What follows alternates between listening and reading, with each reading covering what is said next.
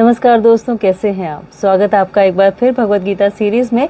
और आज हम कर रहे हैं भगवत गीता के दूसरे अध्याय का 71वां श्लोक, जो हमारी जर्नी को कंप्लीट करता है कि हम सभी पीस ऑफ माइंड ढूंढ रहे हैं, यानी अपनी मानसिक शांति चाहते हैं, अपने मस्तिष्क को शांत करना चाहते हैं, अपने दिमाग को शांत करना चाहते हैं। लेकिन दिमाग को शांत करते ही हमारा मन भी कैसे शांत हो जाता है, ये इस श्लोक में बताया गया है। गीता सार का कंक्लूजन क्या है कि हमारा मन और मस्तिष्क दोनों शांत हो जाएं, यानी peace of mind and peace of heart दोनों पीसफुल हो जाएं। और वो पीसफुल कैसे होंगे? जब हमारी इच्छाएं खत्म हो जाएंगी। अब इच्छाएं तो खत्म हो नहीं सकती, ये तो हमने पिछले श्लोक में पढ़ा था कि हमारी इच्छाएं तो रहेंगी, क्योंकि इच्छा करना हमारे जीने का एक लक्षण है, इसीलिए इच्छाएं रहेंगी। पर उन इच्छाओं की कैसे प्रकृति चेंज हो जाएगी, या कैसे वो इच्छाएं होने पर भी हमारा मस्तिष्क और हमारा मन शांत रहता है, ये आज के श्लोक में बताया गया है। तो पहले श्लोक पढ़ते हैं और फिर आगे इसके बारे में बात करेंगे।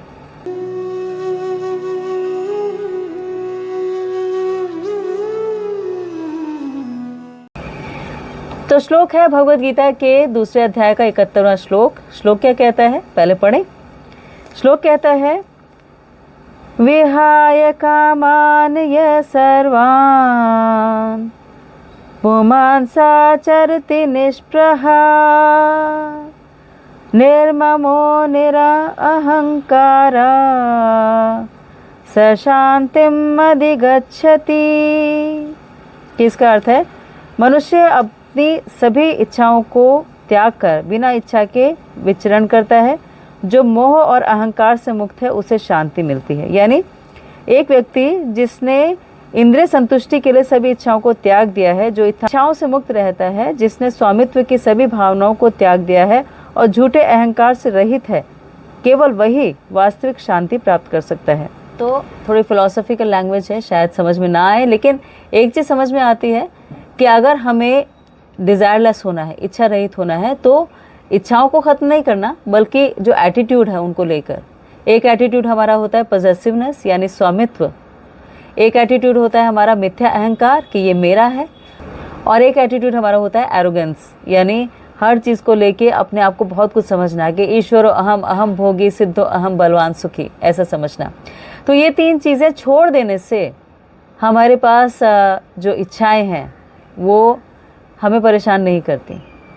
कैसे कि प्रोप्राइटरशिप जो होती है, स्वामित्व जो होता है, वो हमारे को अशांत करता है। कोई भी चीज़ जो हमारी है, जैसे हमने समझ लिया पैसा है हमारे पास बहुत ज़्यादा, तो हमें अशांत ऐसे करेगा कि बहुत पैसा आपके पास हो गया तो आपको नींद नहीं आएगी। आपको लगेगा अरे कोई चुरा ना ले जाए, अरे मेरा पैसा है, कोई मुझे धोखा ना दे दे, अरे कोई मुझे कहीं गलत पेपर पे साइन ना करा ले, अरे कोई मेरी हत्या ही ना कर दे इन पैसों के चक्कर में, तो आप अशांत हो गए। फॉल्स ईगो का मतलब आप समझ लें कि सिर्फ मेरा ही है, जबकि हम सबको पता है कि हम यहाँ पर सिर्फ 100 साल का लीज पीरियड लेकर आए हैं। एक कॉन्ट्रैक्ट है हमारा 100 साल का। 100 साल से पहले ये चीज़ जिसे हम आज अपना कह रहे हैं, बेशक वो घर हो, गाड़ी हो, हमारा नाम हो, हमारी प्रतिष्ठा हो, कुछ भी, वो हमारा नहीं था। और 100 साल के बाद जब छोड़कर जाएंगे तो भी हमारा नहीं रहेगा। आप सोचिए ना कि हर चीज़ जो कुछ आज हम समझ रहे हैं, हर चीज़ तो छोड़ के जानी पड़ेगी।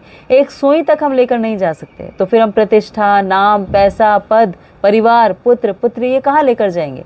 कुछ भी हमारा नहीं है। तो स्वामित्व की भावना को छोड़ना, या फिर अपनी फॉल्स ईगो को, मिथ्या अहंकार को छोड़ना, या अपने अहम को छोड़ना, ये हमें डिज़ायरलेस बनाता है, जो इस श्लोक में बताया गया है।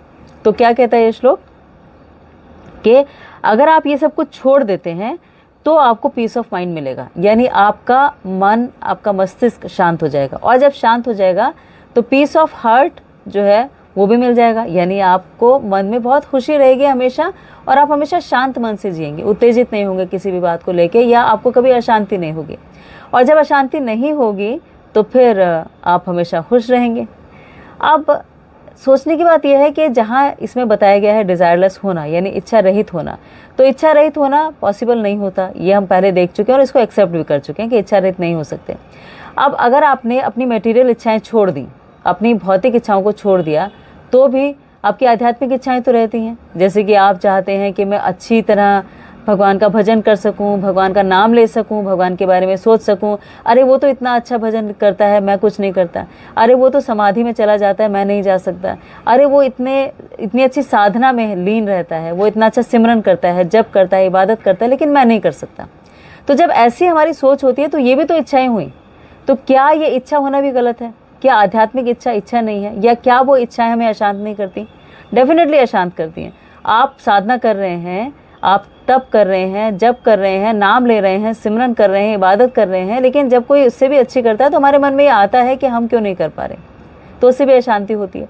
लेकिन वो अशांति अच्छी है, क्योंकि इससे हमारी जो रिमेम्बरेंस है, यानी जो हम याद करते हैं उस ऊपर वाले को, परमात्मा को या परवरदिगार को, या जिस भी नाम से हम उन्हें पुकारते हैं, वाहे गुरु को या क्राइस्ट को, जीसस क्राइस्ट को, जिनको भी हम पुकारते हैं उनको हम ज़्यादा याद करते हैं। ज़्यादा याद करते हैं तो सतत कीर्तन हो जाता है। सतत कीर्तन का मतलब हो गया कि हम हमेशा उन्हें हमेशा 24 घंटे उनके बारे में सोचते रहते हैं, क्योंकि भगवद गीता में भी बताया गया है कि हमेशा रिमेम्बरेंस रखने से ही अंत काल में हम उन्हें याद रख पाएंगे कि सततम कीर्तयन्तो माम यतन्ताश्च दृढ़व्रता नमः माम भक्त्या नित्ययुक्ता उपासते, के जो 24 घंटे मेरा कीर्तन करते हैं वही अंतकाल में मुझे याद रख पाएंगे।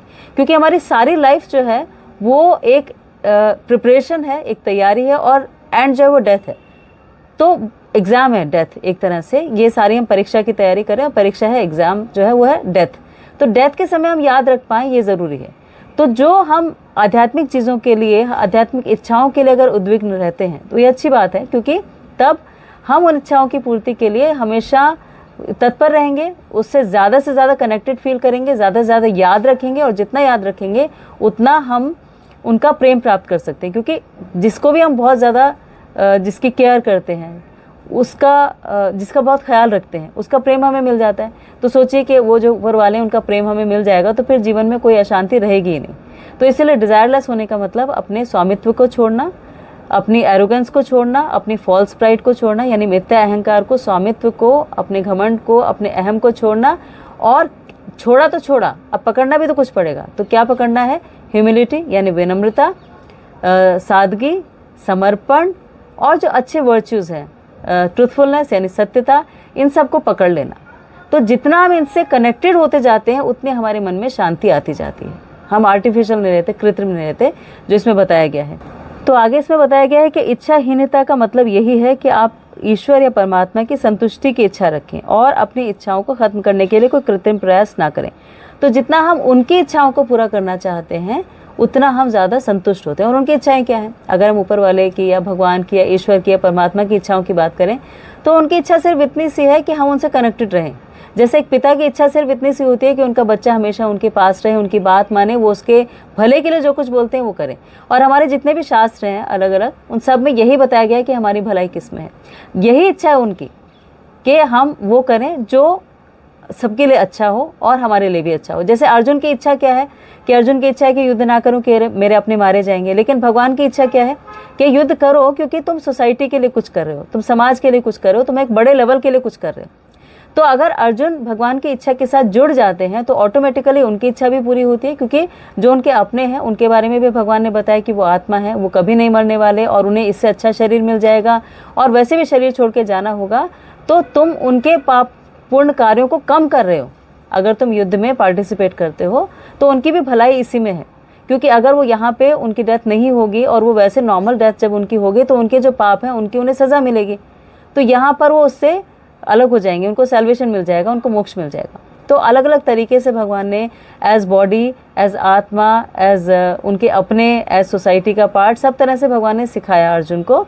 तो यहाँ पर अर्जुन जब उनकी इच्छा के साथ अपनी इच्छा को जोड़ देते हैं तो अर्जुन ज़्यादा शांति को प्राप्त कर पाते हैं। अभी अर्जुन अशांत हैं और यही भगवान अर्जुन को सिखाना चाह रहे हैं। तो हमें भी यही करना होगा कि हम स्वामित्व को छोड़ दें, क्योंकि जो हमारा है वो सिर्फ टेम्परेरी पीरियड के लिए हमारा है, परमानेंट नहीं है। हम मिथ्या अहंकार को छोड़ दें, क्योंकि हमारा ट्रू अहंकार यही है कि हम पार्ट एंड पार्सल हैं ईश्वर के। और हम अपने इस अहम को छोड़ दें कि ये हमेशा हमारा रहेगा, हमने इसको अर्न किया है। हम कर्म करने के अधिकारी हैं, लेकिन कर्म करने की शक्ति भी उसी से मिलती है। तो इसीलिए किसी भी चीज़ में हमारा कोई अधिकार है ही नहीं। हम सिर्फ उस परमात्मा की इस बड़ी मशीनरी का एक पार्ट है, छोटा सा, और उस पार्ट का पर्पज़ इतना है कि वो उस मशीनरी में लगा रहे, उसकी इच्छा के साथ काम करे। तो मशीनरी चलती रहेगी तो वो भी ठीक रहेगा।